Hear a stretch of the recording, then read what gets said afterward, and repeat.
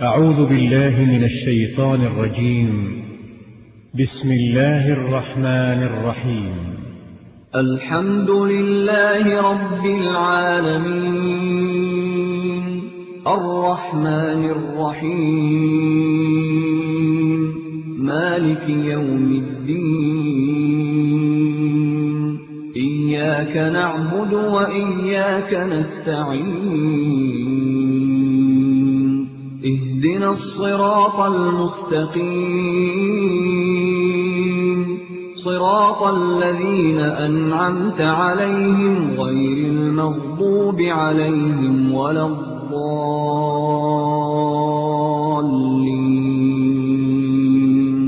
بسم الله الرحمن الرحيم ألف لام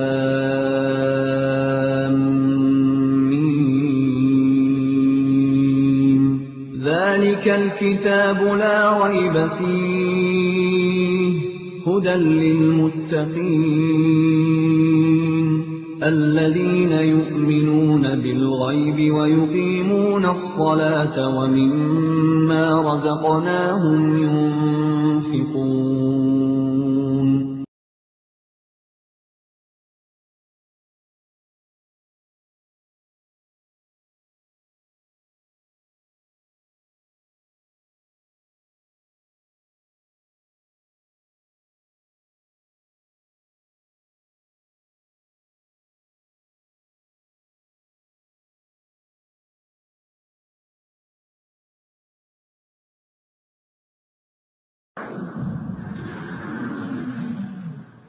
آنسو گرنے لگے فقلنا یا رسول اللہ کأنہا موعظۃ المودع، اللہ کے نبی ایسا لگتا ہے جیسے یہ الوداعی نصیحتیں ہوں، خطبہ ہو جو آپ نے ہمیں دیا ہے، دل بھر آیا ہے، اے اللہ کے نبی ہمیں وصیت کیجئے، فاوصنا ہمیں وصیت کیجئے، ہم کیا کریں؟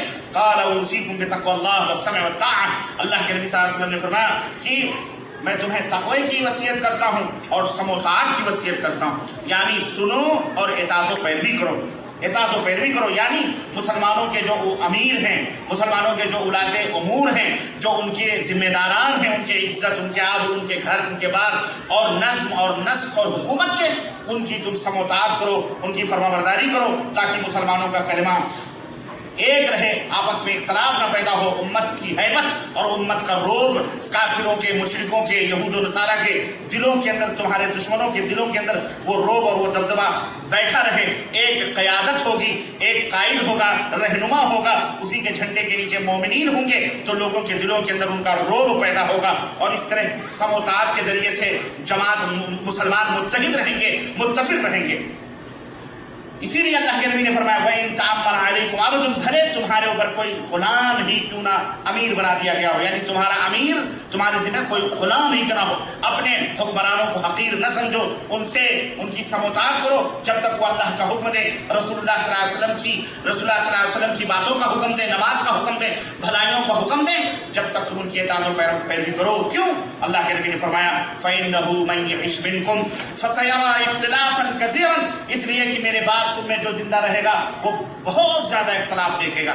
اللہ کے نبی نے یہ پیشین گوئی فرمائی ہے کہ مسلمانوں میں اختلاف پیدا ہوں گے، مسلمانوں میں تفرق پیدا ہوگا، یہ اللہ کے نبی نے پیشین گوئی فرمائی، اور یہ نہیں فرمایا کہ اختلافاً صرف اختلاف ہوں گے، نہیں، بلکہ فرمایا اختلافاً کثیرا، بہت زیادہ اختلاف پیدا ہوں گے، بہت زیادہ تفرق پیدا ہوں گے، فرقے پیدا ہوں گے۔ اے اللہ کے نبی کیا کریں؟ صحابہ کیا کریں اس وقت؟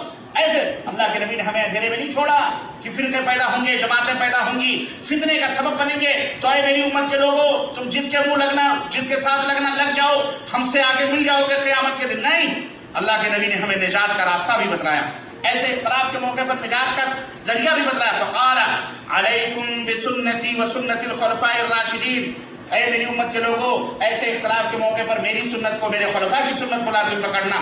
وَإِيَّاكُمْ وَعَضُّوا عَلَيْهَا بِالنَّوَاجِذِ، اپنے داڑھوں سے اس کو مضبوطی سے پکڑے رہنا۔ وَإِيَّاكُمْ وَمُحْدَثَاتِ الْأُمُورِ، اور خبردار دین کے اندر نئی باتوں کے پیدا کرنے سے بچنا۔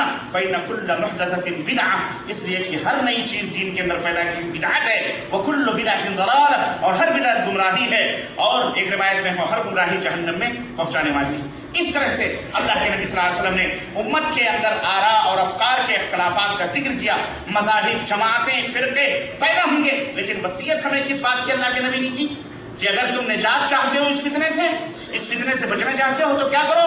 کتاب اللہ اور سنت رسول اللہ صلی اللہ علیہ وسلم کو اپنے سامنے رکھو. ہر معاملے میں مکمل ہے، کافی ہے ہمارے لیے. کوئی مائی کلال، کوئی مولوی، کوئی چکا، کوئی کپڑ والا آ کر کے کہہ دے کہ جناب عالی نہیں کتاب اللہ سنت رسول اللہ میں یہ نہیں ہے، وہ نہیں ہے، تو کہہ دو کافی ہے، بغیر اس کے یہ نہیں چلے گا، بغیر اس کا. ایسا ہے، ایسے فتنے پیدا کرتے ہیں لوگ، ایسے فتنے پیدا کرتے ہیں کہ حدیث میں تو آتا ہے کہ مکھی گر جائے تو سالن میں سے دال میں ڈبو کر کے نکال دو اور وہ سالن اور دال تمہارے لیے حلال ہے، کھا سکتے ہو. اب بتاؤ مچھر کا کہاں حکم ہے؟ ایسے یہ فتنے ذلیل اس غیر فقیہ مقلد کو پتہ نہیں تو دوسروں کو سمجھ رہا تھا.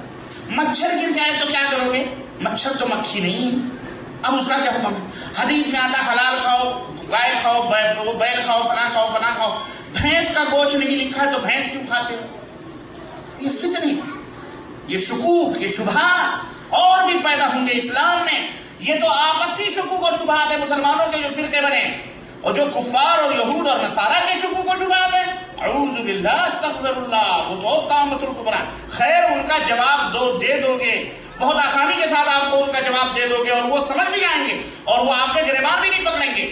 لیکن اگر آپ اپنے مسلمانوں بھائیوں کے شکوک و شبہات مٹانے کے لیے اگر آپ ان کے علاقے میں پہنچ جائیں تو گریبان پکڑنے کی بات کر رہے ہیں، آپ کو ننگا کر کے مار کے بھیجیں گے. مسلمان واللہ بتا مارتے ہیں کہ نہیں مارتے؟ کافر نہیں مارتا، ہندو نہیں مارتا، انہیں دین کی دعوت و اسلام وہ نہیں مارتا، وہ کبھی گریبان نہیں پکڑے گا. لیکن مسلمان گریبان پکڑ کے 2-4 پھیٹ گڑ نہیں دے گا، نکال دے گا مسجد سے، چل ادھر سے، گمراہ کرنے کے لیے.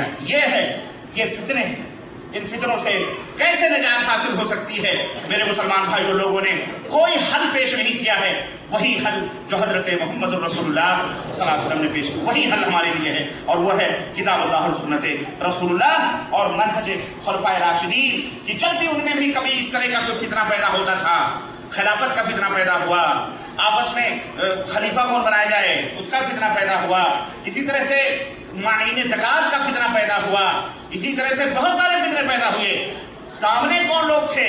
سامنے وہ لوگ تھے جو نماز پڑھتے تھے، تکبیر اذان کہتے تھے، جمعہ اور عیدین پڑھتے تھے، لیکن انہوں نے صرف زکوٰۃ دینے سے انکار کیا تھا. ابو بکر صدیق نے کہا اللہ کی قسم اگر یہ نماز میں اور زکوٰۃ میں اگر یہ لوگ فرق کریں گے اور اللہ کے نبی کے زمانے میں اونٹ کی اگر ایک نکیل دیتے تھے اگر آج نہیں دیں گے تو ابو بکر ان سے جہاد کرے گا، یہ کافر ہیں، ان سے جہاد کیا ہے، کہ منکرین ہیں، ان سے اللہ کے ہستے ابو بکر نے جہاد. سمجھ رہے ہیں؟ یہ بھی فتنہ آج کلمہ پڑھ کر کے اللہ اکبر. وہ پرانے زمانے کے فتنے مرجیہ کے اور خوارج کے نئے لباس میں نئے طریقے سے ہمارے درمیان پش کیا جا رہا ہے نئے لباسوں میں. یہ فتنہ سب سے زبردست فتنے، عقیدوں کے فتنے، اس کے اندر ملوث کیا جا رہا ہے امت کو. اس لیے ضرورت اس بات کی ہے کہ امت محمدیہ کو اپنی آنکھیں کھولنی چاہیے اور آنکھوں کو ہمیشہ بیدار رکھنا چاہیے کہ کہیں سے ایسے فتنے نہ ہمارے درمیان داخل ہو جائیں. 4 کتابیں پڑھنی اور 4 جو ہے گھر میں کمرے میں بیٹھ کر کے جناب عالی کچھ کتابوں کے مطالعے کر لیے، اپنے آپ کو علامہ اور اپنے آپ کو فلانا کیا کہہ کر کے اب جناب عالی جو ہے ممبروں اور اسٹیجوں کی زینت بننے کی خواب دیکھنے لگے. لوگوں نے ذرا واہ کر دی تو ممبروں اور اسٹیجوں کے خواب دیکھ رہے. فتنہ ہے یہ علم کتابیں کثرت مطالعہ سے نہیں حاصل ہوتا.